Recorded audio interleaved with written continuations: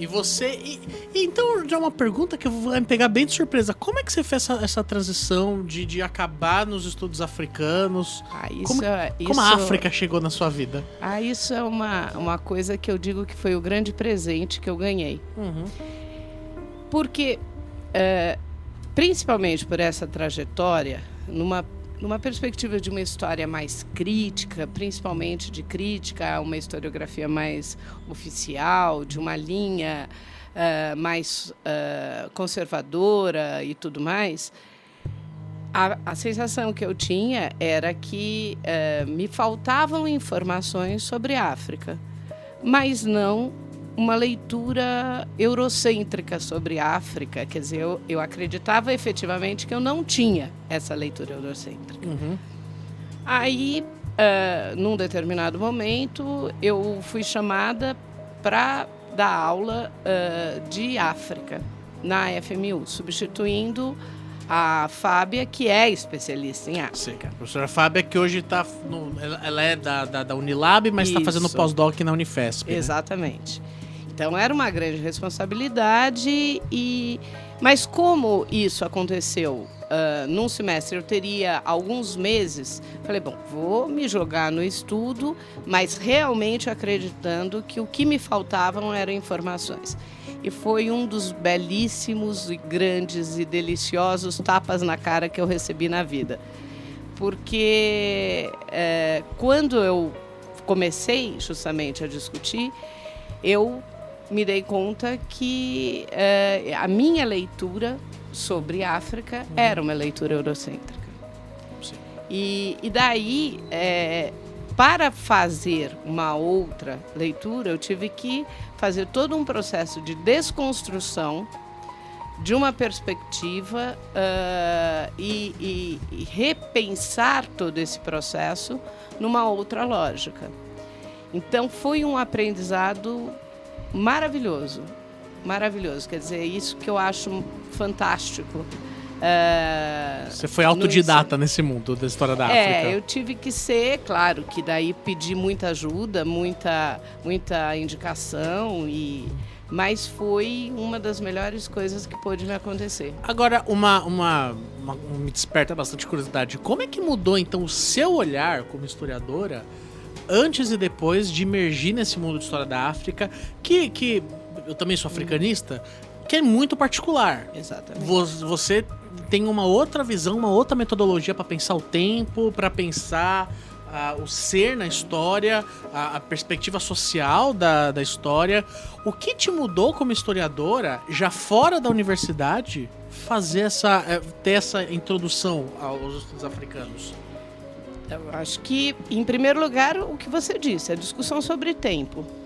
Perceber que dentro do ensino de história, e aí, seja na educação básica, seja no ensino superior, por mais que se faça a crítica à linha do tempo, à perspectiva eurocêntrica, o recorte continua sendo eurocêntrico.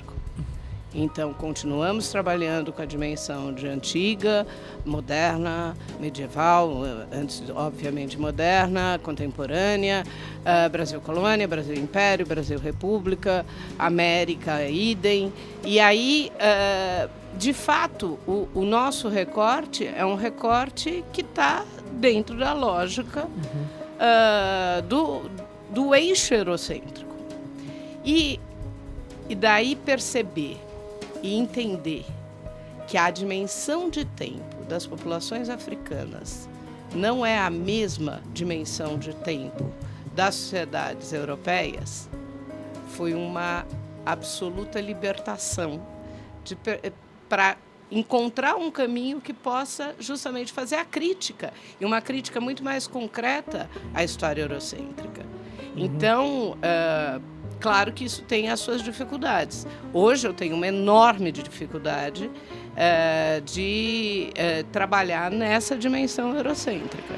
Eu não consigo mais.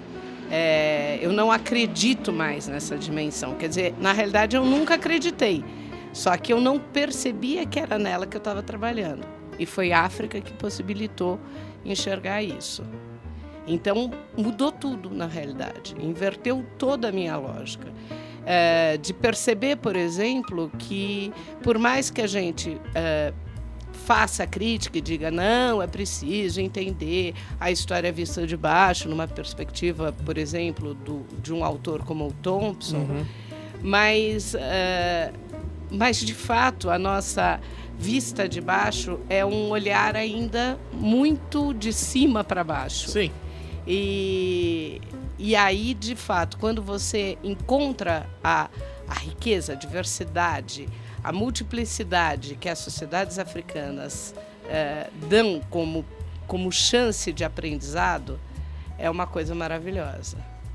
E legal porque você não dá aula só de história da África. Na universidade privada você tem que acabar dando aula em outras áreas do conhecimento histórico. Você estava falando que você também está na linha de história da América, lá na FMU. Isso. E como é que muda, daí no caso, quando tem que fazer essa transferência de história da África com esse tipo de pensamento mais específico, qual é a influência disso quando você vai para a história da América? Então, acho que é exatamente isso, de fazer a crítica também, nesse caso, ao eixo eurocêntrico no que se refere à América. Porque eu tô te perguntando isso porque geralmente isso não é uma crítica necessariamente, mas quando a gente vai olhar para os cursos tradicionais de história da USP, da Unicamp, você vai olhar esse eixo de história da América ainda por um viés muito, muito eurocêntrico. Com certeza. E a quebra disso parece que ainda é uma coisa que eu vejo assim, o pessoal que está sendo formado nos mestrados e doutorados ainda nessa área, ainda também com essa perspectiva que os estudos africanos já quebrou desde o seu começo. Isso. E você consegue ver se a gente vai conseguir descentralizar esse olhar europeu da historiografia, pelo menos a um médio prazo dentro da academia? Olha, eu acho que é um desafio, mas eu acho que existem dificuldades muito, muito grandes, por várias razões. Então vamos separar, pensando academia e pensando ensino de educação básica. Sim. Então, primeiro falar da academia. Acho que, de fato, os eixos das disciplinas acadêmicas, elas precisam fazer esse recorte de fato. Talvez a vivência dessas outras temporalidades possa ser significativa. Acho que, por exemplo, o que a gente está vivendo na América hoje é um caminho para que se pense. Então, quando a gente vê, por exemplo, aqueles que derrubaram o Evo Morales entrarem no palácio e derrubarem o símbolo da Pachamama e colocarem sobre ele uma Bíblia, é chamar a população indígena para a luta.